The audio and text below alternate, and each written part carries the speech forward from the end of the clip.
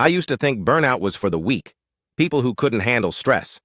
But then I started waking up already exhausted, my mind ticking with tasks before my feet even hit the floor.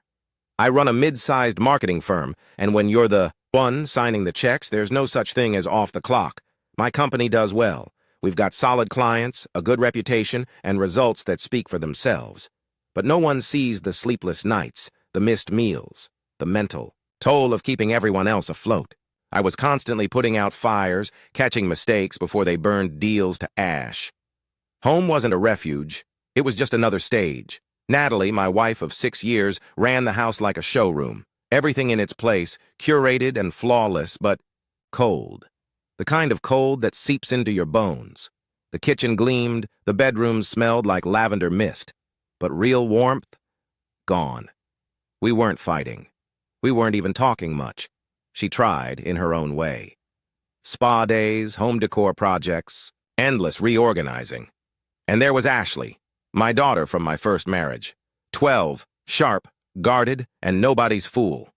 Natalie made occasional awkward attempts to bond, but Ashley saw through them. If Natalie spoke, Ashley shrugged. If Natalie asked a question, Ashley found something suddenly fascinating on her phone. They coexisted, barely. One Wednesday morning, Natalie floated into the kitchen in her robe, sipping her green juice like she was in a commercial for overpriced wellness retreats. "You know what we need?" she said, smiling. "A vacation. Just the two of us. Somewhere tropical. The ocean, sunshine. Time to reconnect." It caught me off guard. I hadn't expected that. "I can't," I said, defaulting to the one thing I knew wouldn't raise questions. "Work's crazy. I've got back-to-back meetings through next week. Maybe after the quarter ends." She didn't flinch, didn't sigh, didn't argue. Instead, her smile widened. Too much. "That's fine. I'll go with my friend Amanda then." I paused. "Amanda?" I asked, confused. She waved a hand like I was the crazy one. "I've told you about her, from my yoga group. She's great." Except she hadn't, not once. Still, I nodded slowly, trying not to show the flicker of unease crawling up my spine. "Okay. Sure. Perfect," she said, already pulling out her phone. "I'll book it today." I returned to work, buried under deadlines and client calls, until Friday, when all hell broke loose. One of our top clients launched a campaign using outdated graphics. An entire product line looked like it was designed in 2007. It was a disaster, but we caught it just in time. I spent 48 hours in the office, barely blinking. By Sunday morning, it was fixed. And then, silence. No emails, no calls. Just me, sitting alone in my office, staring out the window at nothing. I went home early, earlier than I had in weeks. Ashley was on the couch, curled up with a book, the pet lizard I never wanted perched on her shoulder. She looked up, startled to see me home before sunset. "Want to go to the beach?" I asked, like it was the most normal thing in the world. She blinked. "Wait. What?" "I mean it. Your spring break's coming up. Let's go." "With you?" "With me." She lit up like I'd handed her the moon. "Yes, please." Later that night, I told Natalie over dinner. She had just finished a Pilates class and was sipping wine, relaxed. "I think I'll come with you," I said. "Me and Ashley." She froze for a split second, blinked, then recovered with a too bright smile. "Oh? That's unexpected." "You were right," I added. "I need a break, and Ashley could use the ocean too." "Well, okay, that's fine," she said slowly. "I'll need to rearrange some things, flights, hotel rooms. Amanda won't mind, I'm sure." She disappeared into her office immediately after. I could hear her voice through the door, low, urgent. She wasn't annoyed. She was rattled. Something didn't sit right. The next morning, she dropped another detail over breakfast like it was casual small talk. "By the way, Amanda's bringing her husband and their little boy, too. They got lucky. Daniel managed to clear his schedule.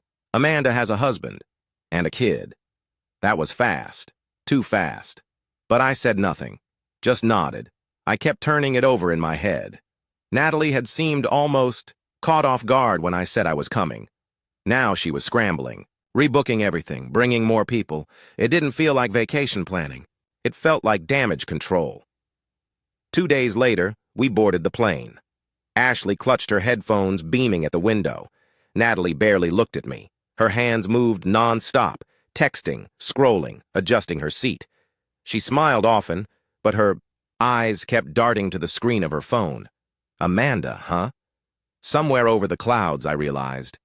I didn't know who my wife really spent her time with anymore, or why her reaction to me joining a simple beach trip had been pure panic. I stared out at the ocean of clouds and thought, something's off, and it's waiting for me on that beach. The resort was stunning. Polished marble floors that clicked under your shoes, towering palms that swayed lazily in the breeze, infinity pools that blurred into the ocean beyond. On the surface, it was the picture of serenity, a perfect escape, the kind that gets printed on travel brochures with promises of healing silence and sunset bliss. But there was a hum beneath it all, a tension that didn't come from the waves. Natalie wasted no time falling into her version of paradise: spa treatments, mud baths, seaweed wraps, massage after massage. She was gone for hours, emerging just long enough to change into another outfit and remind me not to forget sunscreen. Ashley tried to keep up, but her patience was thin. She was 12, bored, and already regretting leaving her gaming console behind. But that changed when we ran into Amanda and her family by the juice bar on the second day. I recognized her from a blurry photo on Natalie's phone. She was striking, in a quiet way. Warm eyes, unpainted nails, loose linen dress that didn't scream for attention. Next to her stood a boy, maybe 8 or 9, clutching a beat-up dinosaur plush. Amanda gave Ashley a soft smile and introduced them. Lucas, this is Ashley. She looks a little older, huh? But she's probably better at card games than you. Lucas grinned. Ashley blinked at him, and then, to my surprise, grinned back. I nodded to Amanda politely. I'm Taylor, Ashley's dad. She held out her hand. Amanda, I've heard absolutely nothing about you. I raised an eyebrow. Right back, at you. We both chuckled. For a moment, the tension eased. Then Daniel appeared. He was tall, broad-shouldered, well-dressed, but cold. His handshake was limp, his smile brief and disconnected. He looked past people, not at them.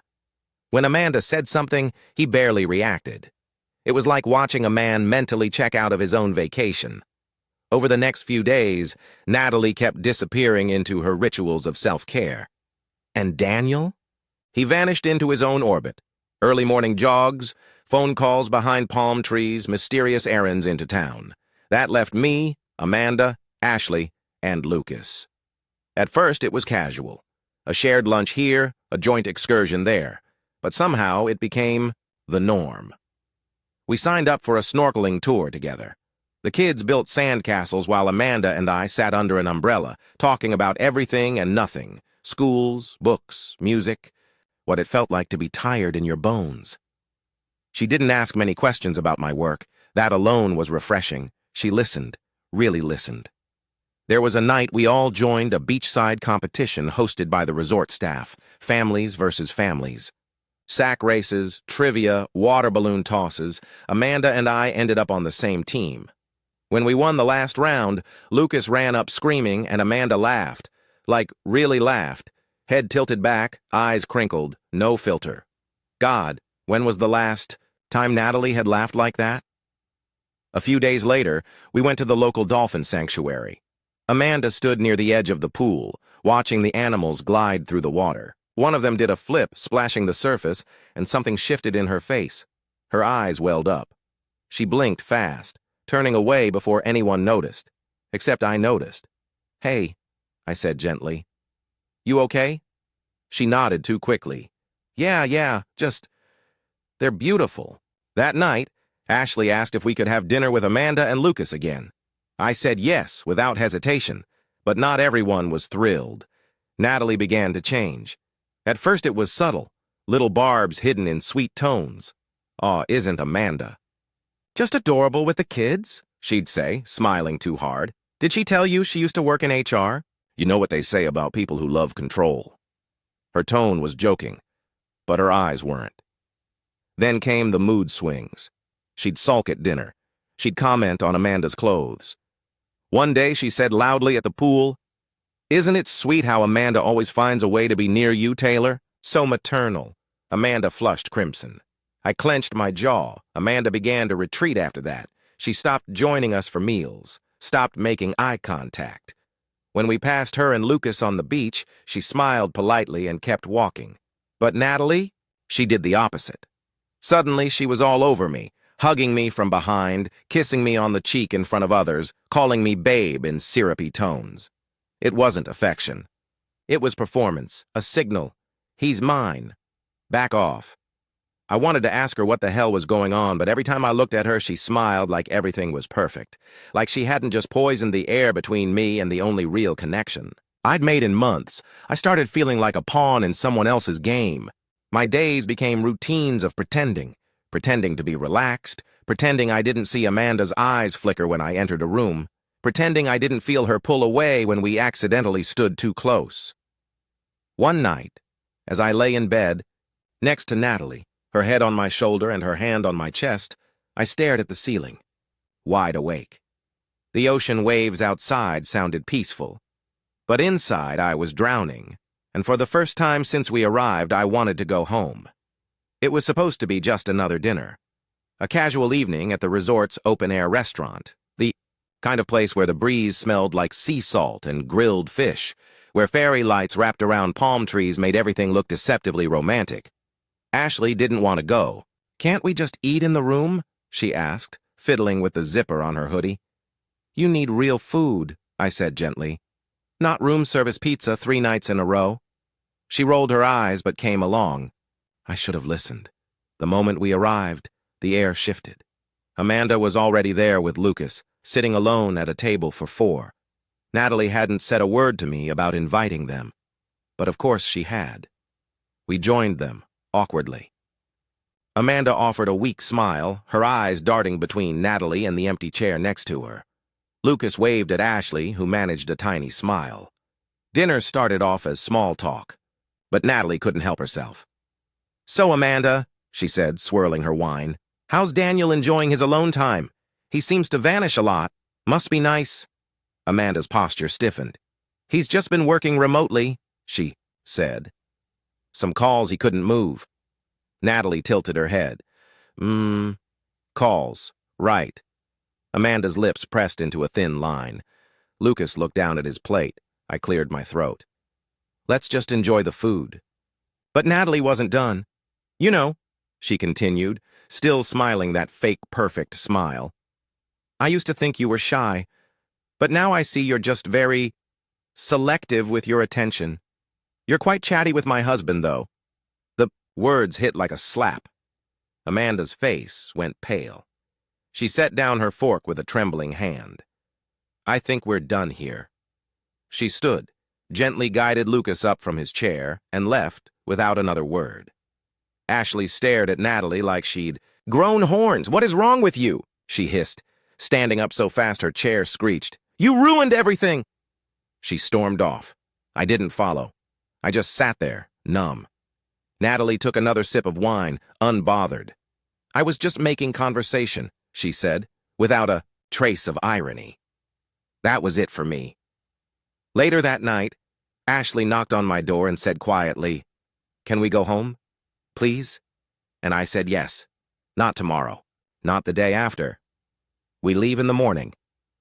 The sun hadn't even fully risen when we arrived at the front desk, suitcases rolling behind us. Ashley wore sunglasses even though it was still dim outside. I didn't blame her. Natalie was tense but trying to hide it. Her hands moved in quick, efficient motions, checking us out of the room, asking the concierge to call for a taxi. "Damn it," she muttered suddenly, patting her purse. "I left my lip gloss upstairs. Give me a sec." She handed her phone to the receptionist and vanished into the elevator. I stood there with Ashley, silent, waiting. Then the phone buzzed. The screen lit up with one name, Amanda. I stared at it, confused. Why was Amanda calling Natalie? Before I even thought about what I was doing, I picked it up. "Hello?" I said, voice low. Silence. Then a man's voice. Tired, rough, and unmistakably familiar. "Nat," he said. "It's me. Listen, I need to say this now before you go. I didn't move, didn't breathe. I know I screwed up," he continued. "I didn't think we'd get caught. I don't know what I thought. Maybe that we could have this week and it would be enough, but it wasn't.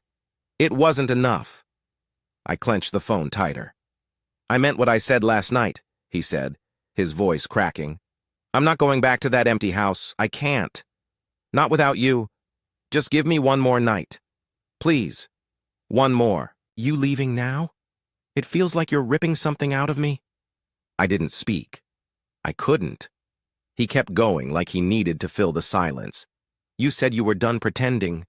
You said this was real. And I believed you.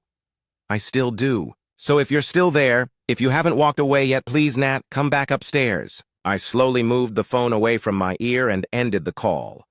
My hand felt ice cold, my chest numb. Natalie appeared seconds later, breathless, holding the lip gloss like it was a trophy. "Ready?" she asked, smiling brightly. I didn't respond. Didn't have to. Everything made sense now, her strange behavior, the tension, the panic when I decided to come, the extra guests, the coldness, the sudden affection. It was all a mask. They weren't just friends. They were lovers, partners in deception. And the whole trip, the whole charade, wasn't a getaway for her and me. It was a romantic escape for her and him, until I showed up and ruined their script. I didn't look at her as we got into the taxi, didn't ask questions, didn't say a word on the ride to the airport. Ashley slept on my shoulder, and I stared out the window, numb to the waves, the palm trees, the perfect postcard scenery. She thought I didn't know. She thought I'd never put the pieces together. But I had them all now, and the picture they formed was crystal clear. Back. Home. The silence was deafening. No crashing waves, no bird song at dawn. Just the low hum of the refrigerator and the emptiness of a house that no longer felt like it belonged to anyone. The divorce was quick but loud. Natalie screamed, pleaded, accused. She tried to twist everything, said I was paranoid, said Amanda. Had manipulated me, said I'd made it all up in my head, but I didn't need to explain myself. I had heard Daniel's voice. I had lived through the theater she thought she was directing. There was no script she could improvise now that would rewrite what I knew. The evidence wasn't just in that call. It was in every strained smile, every forced embrace, every glance she shared with someone who wasn't me. She moved out within 2 weeks, back to her parents' place in the suburbs, in a house with beige walls and beige morals. Her social media accounts went dark. No more green juices, no more filtered sunsets. I didn't check on her, didn't need to. For the first time in years, I poured myself back into work not to escape, but to rebuild, for myself, and for Ashley, who, after the trip, stuck to me like glue. We didn't talk about what had happened. We didn't need to. The bond that formed between us during those days became our silent language. Still, no matter how full the calendar became, how fast the days flew by, Amanda lingered in the corners of my mind, not in a romantic haze, not like a fantasy, but like unfinished business. I didn't know where she was. I didn't reach out. And yet I caught myself glancing at unfamiliar faces in grocery stores, hoping it might be her. I didn't even know if she was still married to Daniel, or if she had ever really been married in the way I'd thought. Weeks passed, then months. And then, one rainy Tuesday, it happened. I was walking down Main Street, on the way to grab a last-minute birthday cake for a client's daughter. I passed a florist's shop. I didn't remember being there before. And behind the glass, standing at a wooden workbench, was Amanda. Her hair was pinned up, a few strands falling loose as she carefully tied a ribbon around a bouquet of pale pink. She didn't see me at first. I stood there for a second too long. Then she looked up. Our eyes met. Her expression froze. Shock first, then something softer. She didn't run, didn't hide, just stood there, waiting. I opened the door. The little bell jingled, too cheerful for the moment. "Hi," I said. Amanda swallowed. "Taylor?" The silence between us felt like the moment before thunder. "I didn't expect," she started, then stopped. "You look good." I smiled faintly. "You look real." That made her laugh, a tired, broken laugh. "I guess you're owed an explanation," she said quietly, motioning toward the back. "We close in 10 minutes. You can wait if you want." I nodded and took a seat near the display of tulips and daisies, watching. As she moved through her closing tasks, watering, wiping, locking, finally she sat down across from me, folding her hands in her lap. "It was Daniel's idea," she said, not making eye contact. "The whole act." I said nothing, just listened. "He told me it would just be easier, that no one would ask questions if we showed up as a couple. He said Natalie wanted it that way, that if anyone asked, we'd say we're married, Lucas would play along, and I didn't have the strength to argue." Her voice cracked on. "That last word, I was broke," she continued. "The shop hadn't opened yet. My savings were gone. I was living with my sister, sleeping on a couch next to Lucas. I couldn't afford a vacation, let alone a confrontation." She wiped at the corner of her eye, embarrassed. "I thought it would be harmless. Just a week. I didn't expect to meet you. And when I did, I hated myself for how I felt." I leaned forward gently. "What did you feel?" Her eyes finally met mine. "Safe," she said. "Seen. And for the first time in a long time, wanted. Not used. Not lied to. Just wanted." I took a slow breath. My heart was pounding, not from anger, but from recognition, from that same feeling I hadn't dared to name until now. "I wanted to tell you," she whispered. "Every time we talked, every time you made me laugh, but I couldn't. I was afraid if you knew who I really was, or what I was pretending to be, you'd never look at me the same way again." I let that settle for a moment. Then I said the only thing that mattered. "You know," I murmured, "in that entire fake resort full of fake smiles and fake stories, you were the only real thing I found." Her breath caught. "I don't care how you got there. I care that you were there, that you were you." She stood then, slowly, crossed the space between us, and sat beside me. "I'm not pretending anymore," she said. "Good," I replied. "Neither am I. The house is warm now. Not because of the thermostat or the new curtains Amanda picked out, but because of the laughter in the kitchen, the sound of Ashley and Lucas arguing over puzzle pieces at the dining table, the scent of garlic and rosemary drifting in from the stove. Amanda walks in from the hallway, holding a small glass vase with a dozen fresh-cut roses. She places them in the center of the table, adjusts one, then rests her hand lightly on my shoulder. I look up at her. Her smile isn't perfect, but it's real, and that's everything. "You know," I say softly, watching Ashley help Lucas fit the final puzzle piece. "This isn't a performance." Amanda leans closer. "This is the life," I finish, "and this time it's real."